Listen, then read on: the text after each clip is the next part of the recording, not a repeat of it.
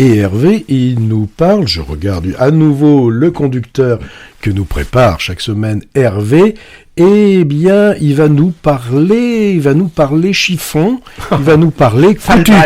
Il va nous parler couture. Ouais, couture. Alors, film qu'on pourrait qualifier de choral, puisqu'il nous montre les trajectoires entrecroisées de plusieurs personnages pendant la Fashion Week de Paris. On y suit essentiellement 3 femmes. On a Maxine, réalisatrice américaine réputée du genre cinéma indépendant, qui vient pour réaliser un documentaire sur cet événement de la mode et qui va apprendre fortuitement une mauvaise nouvelle sur sa santé.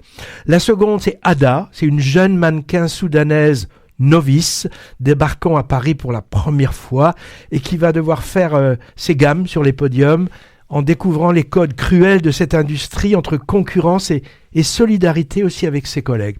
Et Angèle, c'est la troisième, une maquilleuse précaire, embauchée temporairement pour travailler sur les défilés et qui se rêve écrivaine.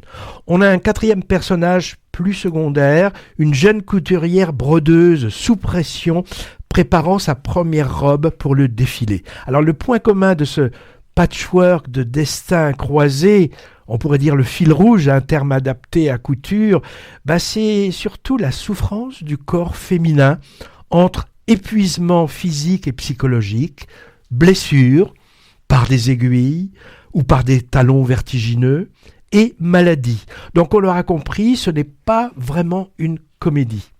Film intéressant parce qu'on y montre l'envers du décor de ce fameux monde glamour de la haute couture et des défilés de mode, milieu dont on a une satire, on va dire légère, à travers des portraits des organisateurs et de tous les gens qui gravitent autour, designers, photographes, assistants divers, qui sont tous un peu allumés quand même. Bémol, j'ai trouvé le final confus, se voulant métaphorique, car tout s'écroule dans la tempête sur ce monde factice, mais on voit pas bien où tout cela mène. Ça m'a paru un peu une conclusion en eau de boudin. Comme beaucoup de films, je trouve, les fins sont pas assez travaillées.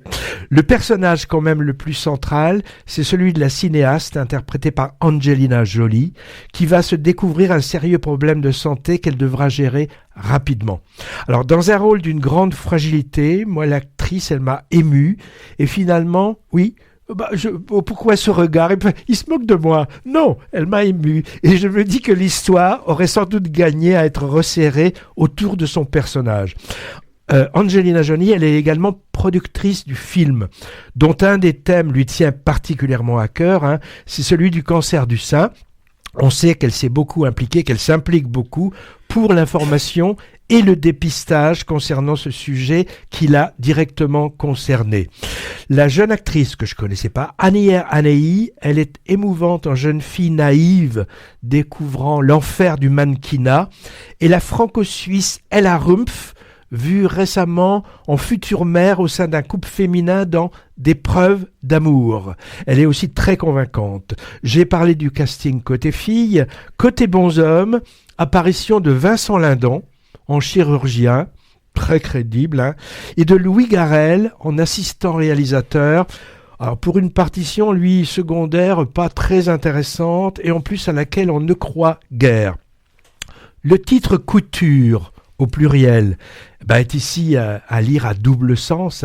D'une part, la haute couture et ses falbalas, donc environnement professionnel du film, mais aussi couture dans le sens suture des chairs coupées par le chirurgien, illustré par l'affiche qui en montre le tracé sur le corps d'Angelina Jolie.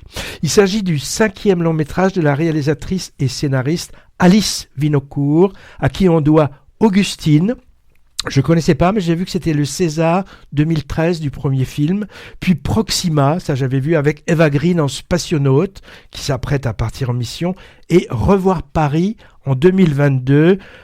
Chorale aussi sur des traumatismes individuels suite aux attentats parisiens de 2015. C'était avec Virginie Efira et Benoît Magimel. Alors, remarque pour terminer, on note à l'heure actuelle une mode de la part des cinéastes français souhaitant viser directement un public international en tournant tout ou partie en anglais, avec stars anglo-saxonnes au casting, comme c'est le cas d'Alice Winocourt.